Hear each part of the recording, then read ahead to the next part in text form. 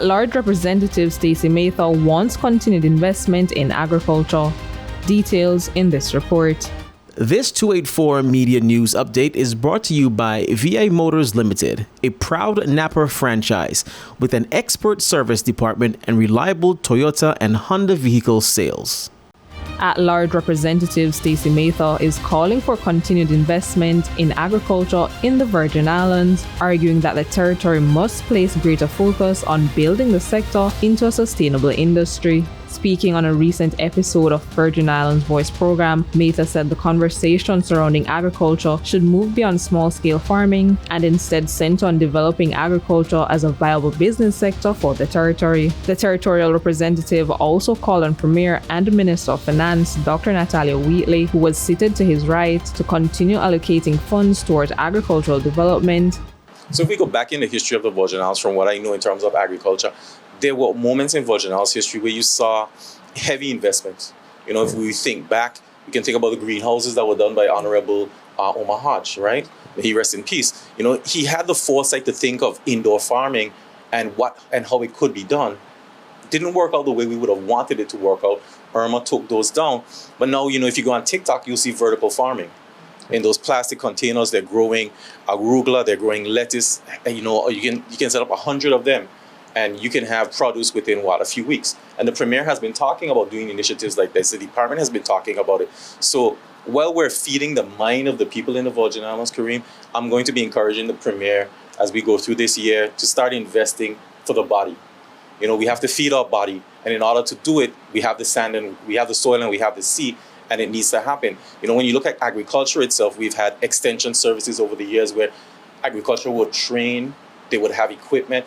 And agriculture is definitely at the point where it needs more of an investment in our territory and fisheries. You know, I've spoken in the House when I sat on the other side. I want to keep it real that fishermen need supplies. Right now, bait is an issue for them. Ice is an issue for them.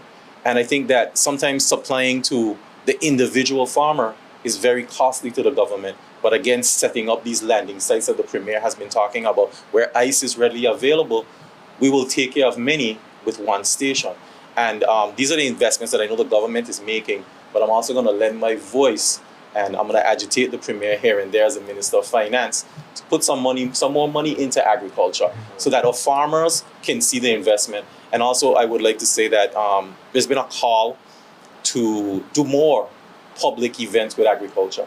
You know, when we had the fair, and we're going to have a meeting, not this Monday, but the following Monday with the vendors and the farmers and officials, even those who didn't attend the fair, to give your input. We want to announce the date for the fair for next year because we want to show that we're committed and we're serious about agriculture and fisheries.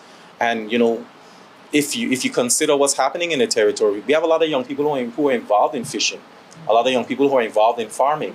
And, you know, it's a great stress reliever, but it's also a business. And we have to find ways to educate, but also ways to invest. So I'm calling on the Premier to continue to pump some money into agriculture.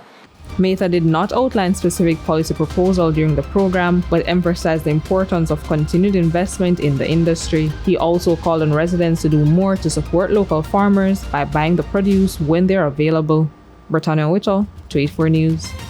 Across the Virgin Islands, drivers have trusted VI Motors for generations. For 60 years, we've delivered dependable transportation, expert repairs, and quality parts, all under one roof. As a proud Napa franchise, our parts department carries leading brands like PPG Paints, Magic Accessories, Top Don Diagnostics Tools, Westlake and Goodyear Tires, plus reliable LTH batteries. Everything your vehicle needs to perform at its best. Our expert service department handles maintenance, diagnostics, and repairs you can rely on. And our vehicle sales team offers trusted Toyota and Honda vehicles built for island life. We proudly serve you at 2 locations, our flagship store in Dove's Bottom, Tortola, and our location on Virgin Gorda. From parts to service to sales, we're committed to you every step of the way.